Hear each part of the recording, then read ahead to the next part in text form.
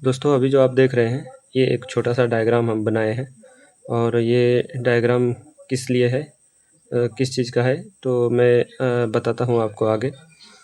तो वीडियो को पूरा देखें दोस्तों, इसको स्किप ना करें क्योंकि मैं बहुत मेहनत से आपके लिए ये डायग्राम बनाया हूँ और इसलिए बनाया हूँ कि हो सकता है किसी भाई को ये इस डायग्राम के मदद से कुछ हेल्प हो जाए। तो शुरू करते हैं। देखिए दोस्तों, मान के चलिए हमारा कोई एम्पलीफायर है जो कि बड़ा एम्पलीफायर होता है जो 50 वोल्ट 50 0 50 या 60 0 60 या 70 0 70 से चलता है। और मान के चलिए उसमें उस ट्रांसफार्मर में हमारा 12 0 12 का सप्लाई निकला नहीं है या किसी वजह से हमको ये मेन सप्लाई जो होता है यहीं से हमको बेस ट्रेवल बोर्ड चलाना है। तो उसके लिए क्या करना पड़ेगा? देखिए दोस्तों, अगर मेन सप्लाई से ही हम अगर बेस ट्रेवल बोर्ड को चलाते हैं तो उसका उसमें कोई झंझट नहीं होता है, कोई लोचा लपचा नहीं होता है। तो वो काफ़ी अच्छा होता है अगर मेन पावर सप्लाई से ही हम बेस ट्रेवल बोर्ड को चलाएं तो उसी के माध्यम से देखिए मैं एक छोटा सा डायग्राम बनाया हूँ और आपको दिखाने के लिए और समझाने के लिए। देखिए दोस्तों, मान के चलिए हमारा ये मेन पावर ट्रांसफार्मर है जो कि एम्पलीफायर का मेन ट्रांसफार्मर होता है और इसी से हमको बेस ट्रेवल बोर्ड चलाना है। तो यहाँ पर देखिए मैं एक ट्रांसफार्मर लिया हूँ और ये 4 डायोड लिया हूँ। हालांकि इस तरह का डायोड नहीं होता है एम्पलीफायर में, वो दूसरे मॉडल का डायोड होता है, लेकिन मैं आपको समझाने के लिए सिर्फ यहाँ पर ये डायोड का सिंबल बनाया हूँ। और यहाँ पर 2 कैपेसिटर है और यहाँ पर देखिए हम छोटा सा एक बेस ट्रेवल बोर्ड का सिंबल बनाए हैं। तो आप इसको बेस ट्रेवल बोर्ड मान के चलिए और यहाँ पर कुछ डायोड और कुछ रेजिस्टेंस और कुछ कैपेसिटर के मदद से हम इसको बनाए हैं। और यहाँ पर एक छोटा सा बेस ट्रेवल बोर्ड है, ये किस लिए है? और यहाँ पर कुछ सिंबल है रेजिस्टेंस का और डायोड का, तो ये किस लिए है मैं आगे आपको बताता हूँ। इसीलिए मैं बोल रहा हूँ कि वीडियो को लास्ट तक देखें, स्किप ना करें। इसमें एक एक पॉइंट में कुछ ना कुछ आपको जानकारी मिलेगा दोस्तों। तो शुरू करते हैं हम यहाँ से। देखिए हमारा मेन ट्रांसफार्मर ये है और यहाँ 50 0 50 का मान के चलते हैं कि हमारा ट्रांसफार्मर है और यहाँ पर 4 डायोड लगाए हैं और यहाँ पर 2 कैपेसिटर लगाए हैं। तो यहाँ से जब एसी सप्लाई आउट होगा तो यहाँ पर डायोड पर आएगा और डायोड से जो है डीसी बनने के बाद यहाँ पर फ़िल्टर कैपेसिटर में आएगा जो कि सप्लाई को बूस्ट करेगा और फ़िल्टर करेगा। उसके बाद यहाँ पर देखिए 50 0 50 का अगर एसी सप्लाई है तो यहाँ पर लगभग 70 0 70 हो जाएगा या थोड़ा सा कम या ज़्यादा हो सकता है, उसमें जो है आपका मेन सप्लाई पर निर्भर करता है। तो यहाँ पर देखिए मान के चलिए 70 0 70 है हमारा सप्लाई, मेन सप्लाई, और इसी से हमको बेस ट्रेवल बोर्ड चलाना है। तो यहाँ पर देखिए दोस्तों, मैं यहाँ पर ये माइनस साइड है या और ये प्लस साइड है, तो इसी से चलाना है। तो उसके लिए क्या करेंगे? देखिए यहाँ से एक वायर उठाएंगे माइनस से और एक वायर उठाएंगे प्लस से और एक वायर उठाएंगे ग्राउंड से, जो कि कॉमन बात है।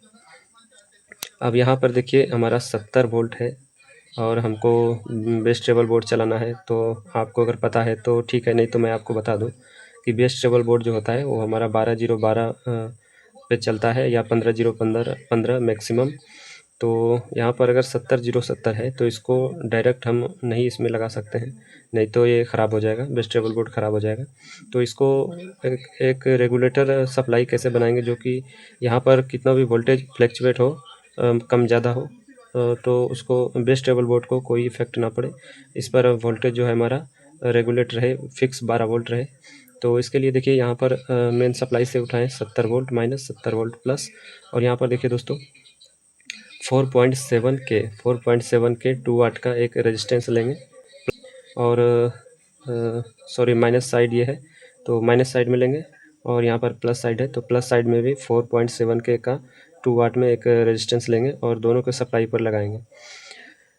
और यहाँ पर देखिए ग्राउंड है, तो ग्राउंड को भी मैं बताऊंगा आपको। यहाँ पर देखिए जब यहाँ पर माइनस सप्लाई आया तो यहाँ पर एक फ़िल्टर कैपेसिटर लगाएंगे।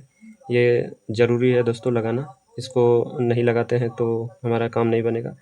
देखिए यहाँ पर फ़िल्टर हो रहा है लेकिन यहाँ पर रेजिस्टेंस से पास होने के बाद इसमें कुछ ना कुछ जो है वोल्टेज में थोड़ा सा अंतर हो जाता है। तो इसीलिए यहाँ पर फ़िल्टर करने के लिए जो है कैपेसिटर लगाना ज़रूरी है। तो यहाँ पर कैपेसिटर लगाएंगे। यहाँ पर कैपेसिटर है हमारा 1000 UF 25 वोल्ट, क्योंकि यहाँ पर सप्लाई हमारा बनेगा 12 वोल्ट, तो 25 वोल्ट काफ़ी है। और यहाँ पर देखिए इसी के पैरेलल में एक डायोड लगाएंगे, यहाँ पर एक डायोड लगाएंगे, और ये नॉर्मल डायोड नहीं होगा, ये होगा जीना डायोड, जो कि 12 वोल्ट का डायोड होगा। तो यहाँ पर देखिए, यहाँ पर माइनस है, ये डायोड का जो सिंबल है इस तरह से, ये प्लस को दर्शाता है और इधर का साइड माइनस को। तो यहाँ पर एक डायोड लगाएंगे, माइनस साइड यहाँ पर जोड़ेंगे डायोड का, और प्लस साइड यहाँ पर जोड़ेंगे।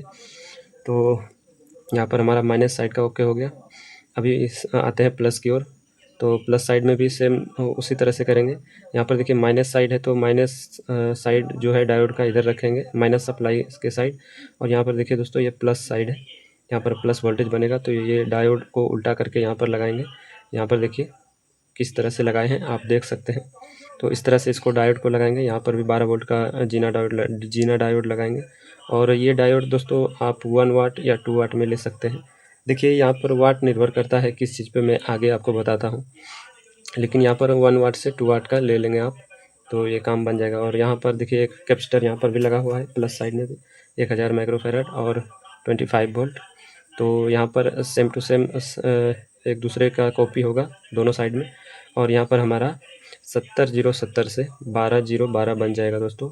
ये रेगुलेट सप्लाई बनेगा, इसमें कोई भी चढ़ाव या उतार नहीं होगा, ये फिक्स रहेगा हमारा 12 वोल्ट।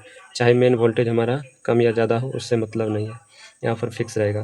तो ये कंप्लीट बेस ट्रेबल बोर्ड को सप्लाई मिल जाएगा, और ये बेस ट्रेबल बोर्ड इसी पावर सप्लाई से चल जाएगा, इसमें नो डाउट कोई दिक्कत नहीं। अब यहाँ पर प्रॉब्लम आता है कि अगर हमको बेस ट्रेबल बोर्ड, मान के चलिए डबल सप्लाई का एम्पलीफायर है, और हमारा बेस ट्रेबल बोर्ड है सिंगल सप्लाई का, और उसको चलाना है। तो यहाँ पर देखिए दोस्तों, यहाँ पर जो मैं बताया हूँ ये डबल सप्लाई का है, और यहाँ पर एक छोटा सा जो है डायग्राम बनाया हूँ, जो सिंगल सप्लाई का बेस ट्रेबल में लिया हूँ। और यहाँ पर देखिए क्या करना है, इसी डबल सप्लाई से जो है यहाँ पर इसको चला सकते हैं, सिंगल सप्लाई वाले को, बेस ट्रेबल को। हालांकि देखिए दोस्तों, डबल सप्लाई का जो एम्पलीफायर होता है उसमें डबल सप्लाई वाला ही बेस ट्रेबल बेस्ट होता है, उसका परफॉर्मेंस अच्छा होता है, सिंगल सप्लाई का अच्छा नहीं होता है। लेकिन अगर किसी एम्पलीफायर में सिंगल सप्लाई है और वो ज़्यादा है, मान के चलिए 24 वोल्ट है, या फिर 36 वोल्ट है, 48 वोल्ट है, अगर उसी से चलाना है, अक्सर ऐसा एम्पलीफायर होता है जो कि सिंगल सप्लाई में भी हाई वोल्टेज में होता है, तो उसी से अगर चलाना है। तो यहाँ पर देखिए मैं इस रेजिस्टेंस में वैल्यू नहीं लिखा हूँ, क्यों नहीं लिखा हूँ, हालांकि यहाँ पर कैपेसिटर जो है यहाँ पर लिख देता हूँ मैं 1000 UF। यहाँ पर भी 25 वोल्ट, देखिए यहाँ पर जगह नहीं है तो मैं नीचे लिख देता हूँ 25 वोल्ट, 1000 UF और 25 वोल्ट का कैपेसिटर यहाँ पर लगेगा। और सेम टू सेम जो है 12 वोल्ट का जीना डायोड लगेगा। और यहाँ पर भी देखिए डायोड किस तरह से लगाए हैं, मान के चलिए ये साइड हमारा प्लस है और ये साइड हमारा माइनस है। तो यहाँ पर देखिए दोस्तों, माइनस को तो डायरेक्ट हम कहाँ से जोड़ेंगे, माइनस से जोड़ देंगे।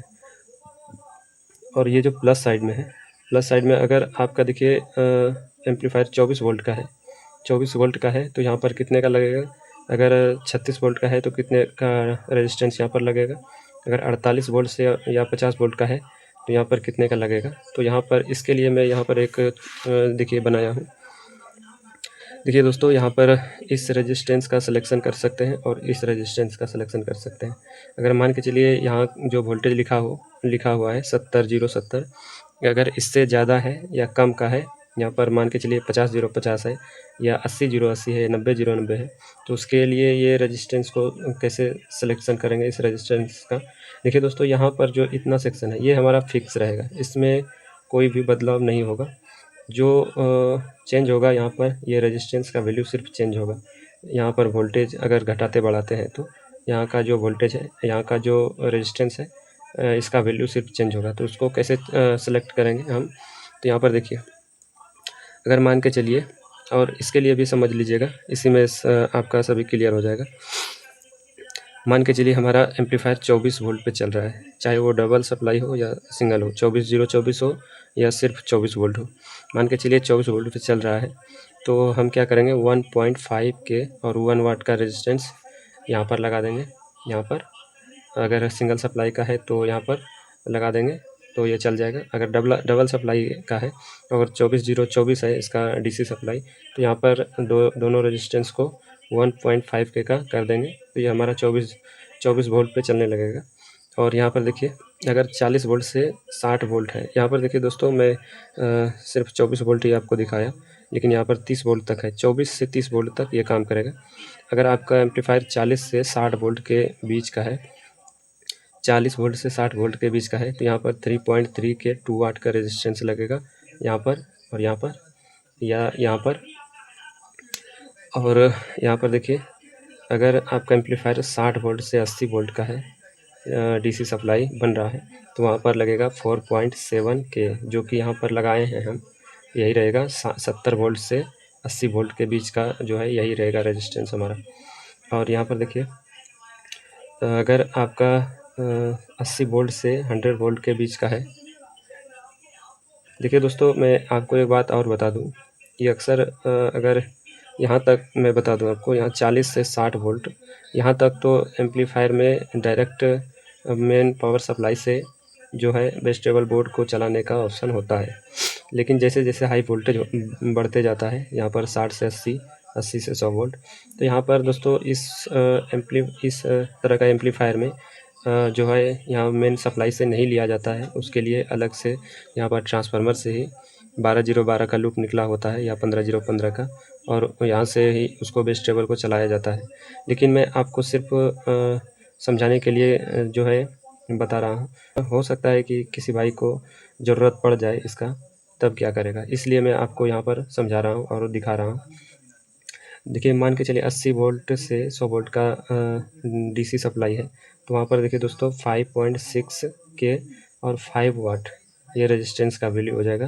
5.6 के या 5 वाट इसका वैल्यू हो जाएगा। देखिए दोस्तों यहाँ पर किलो ओम्स का है ये सभी रेजिस्टेंस। अगर इसका थोड़ा सा 19-20 भी करते हैं तो कोई दिक्कत नहीं होता है। और देखिए यहाँ पर और मैं एक चीज़ दिखा दूँ, मान के चलिए हमारा 24 से 30 वोल्ट का सप्लाई है, तो उसमें हमारा जीना डायोड कितने का लगेगा, कितने वाट का लगेगा। तो वही फार्मूला है दोस्तों कि अगर 24 से 30 वोल्ट का हमारा सप्लाई है तो 1 वाट का लगेगा। 40 से 60 वोल्ट का है तो 2 वाट का लगेगा। और 60 से 80 वोल्ट का है तो यहाँ पर भी 2 वाट का ही लगेगा। और यहाँ पर अगर 80 से 100 वोल्ट है तो यहाँ पर भी जीना डायोड हमारा 5 वाट का ही लगेगा। तो मैं आपको छोटा सा जानकारी दे दूँ दोस्तों। देखिए अगर आपका मान के चलिए ये 1 वाट का डायोड है, अगर हमको 2 वाट का लगाना है या 3 वाट का लगाना है, तो सेम डायोड 12 वोल्ट का आप 1 वाट का, अगर 2 वाट का बनाना है तो 2 डायोड लगा दीजिए पैरेलल में, इस तरह से एक डायोड यहाँ पर और लगाकर इसको पैरेलल से जोड़ दीजिए। और उसी तरह अगर ज़्यादा वाट का आपको बनाना है तो पैरेलल कीजिए डायोड को, वो हमारा वाट बढ़ता चला जाएगा। वोल्टेज सेम रहेगा, वोल्टेज में कोई परिवर्तन नहीं होगा, सिर्फ वाट बढ़ता चला जाएगा। तो दोस्तों ये था हमारा छोटा सा सर्किट डायग्राम। उम्मीद है आपको पसंद आया होगा। अगर ये डायग्राम आपको पसंद आता है तो अपना फीडबैक दीजिएगा और साथ ही साथ चैनल को सब्सक्राइब कर लीजिएगा, बेल आइकन को प्रेस कर लीजिएगा। और वीडियो अगर पसंद आए तो अपने दोस्तों के साथ शेयर कीजिएगा। तो मिलते हैं किसी दूसरे वीडियो में किसी दूसरे टॉपिक के साथ। और इसमें आपको ये डायग्राम कैसा लगा आप हमको कमेंट में ज़रूर बताइएगा। तो वीडियो देखने के लिए आपका बहुत बहुत धन्यवाद दोस्तों।